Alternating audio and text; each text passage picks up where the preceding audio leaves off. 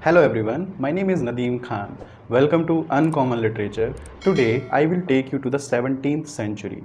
In 1649, Charles I was executed by the supporters of Cromwell. Why it happened? Before the Restoration time, when the Charles I was alive, he was going through a conflict with the parliamentarians. So basically a conflict was going on between his supporters called cavaliers and parliamentarians called roundheads. In the end, in 1649 he was executed, Charles I, and Cromwell was made the king, or he started ruling the England. Cromwell ruled England till his death in 1658, and all this period is called the Commonwealth period or the Puritan age in English literature or in the history of England. In 1660, Charles II was restored to throne. He was the son of the Charles I, and he came back from France.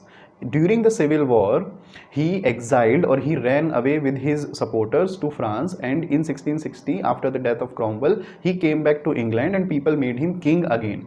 The people were very happy when this king was again restored to the throne, and this restore word is very important because this gives us the name of the age, the Restoration age. So I hope why this age is called Restoration age is clear to you.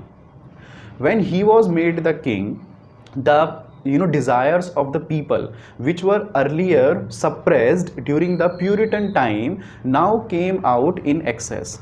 Basically, in the Puritan time, any kind of enjoyment, movies, song were restricted. People were not allowed to go to theaters. Rather, the theaters were closed from 1642 to 1660.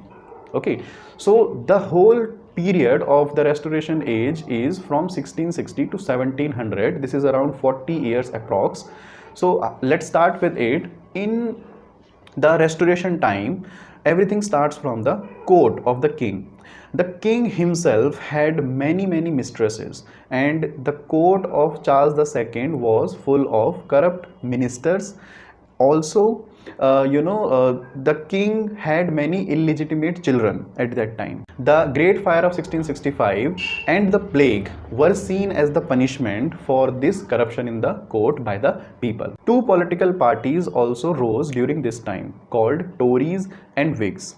Tories were the royalists and Whigs were the parliamentarians. The court of the king was full of the playwrights. So these names are important in this time period. So they basically wrote many plays for the theater, and they began a new kind of genre called Restoration comedy or comedy of manners. We will discuss it in a while, but first I want to tell you that these playwrights or these court waits used to admire London and ridicule the countryside. Also, people did not like the people living in the rural areas for their unsophistication. In 1660, the theaters were reopened. So the dates are very easy to remember. In 1660, Charles II was restored. 1660 is the beginning of the Restoration time. 1660, was the year when the theaters were reopened. But remember, they were not the same old theaters. Now the actresses were females. Earlier, actresses were being played by the male characters only. Now they had artificial lights. Now they had rotating stage. And all this was influence of France, because Charles II spent some particular time in France, and when he came back, he also brought the influence of theater from France. So one thing you have to remember, the theater during this time was not considered something respectable. It was not reputed by the good families. They used to ridicule it, they used to avoid it.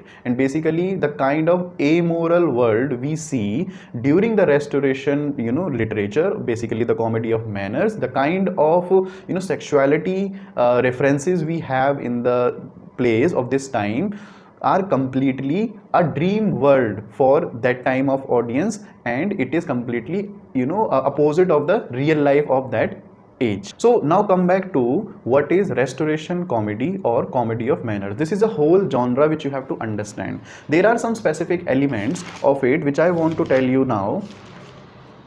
That the first feature is, in this, the high society of the age is depicted. Basically, the people living in the very high class are depicted, are shown. Also, it is an attack on the sanctity of marital bond and a favor of free love. So basically, we have to see an attack on the marital bond, because we have many extramarital affairs going on in this literature, and there is a favoring towards the free love. Free love, basically everybody is loving each other, without any restriction. One more important aspect is the usage of sexual innuendos. It means the usage of the double meaning language. Okay, sexual innuendos. Shakespeare plays also have many sexual innuendos, if you have read some. So these are the important features of comedy of manners or restoration comedy.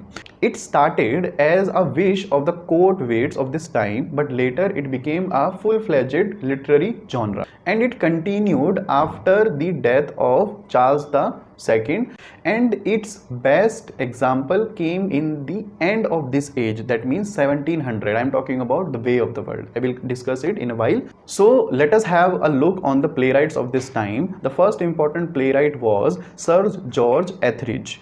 He has written some important works named The Comical Revenge or Love in a Tub, She Would If She Could, The Man of Mode or Sir Fopling Flutter. These are his important restoration comedy. If you want to read any of the play in detail, you can just search them and you can find the summary of these works and you can read them in detail if you want to go in the depth. The next important playwright was William Wycherley. He has also written 4 important works named Love in a Wood, The Gentleman Dancing Master, The Country Wife and The Plain Dealer. Okay. Now John Dryden also wrote some plays which were not completely restoration comedy, but they were having some elements of them. Okay, so just to name them, I want to say The Wild Gallant, The Rival Ladies, Secret Love, Sir Martin Marall and Marriage a la Mode. So these are his works which have the elements of restoration comedy. Now I want to discuss the most important playwright of this age, whose name is William Congreve. He has written many of the important restoration comedy, but the most successful example of this age comes from his work only, that is The Way of the World. It came in 1700, and if you want to exactly understand what restoration comedy means, you can just go through one text, one play, that is this, and you will understand everything about this whole age and genre. In the end, I just want to refer here that there was one bishop, English bishop, his name is Jeremy Collier. He wrote Short View of the Immorality and Profaneness of the English Stage. If you read the title of this essay, it was against the vulgarity going on in the theater during this time period. He was related to church and he did not like all of the literature being written at that time, and that is why, in order to show his reluctance,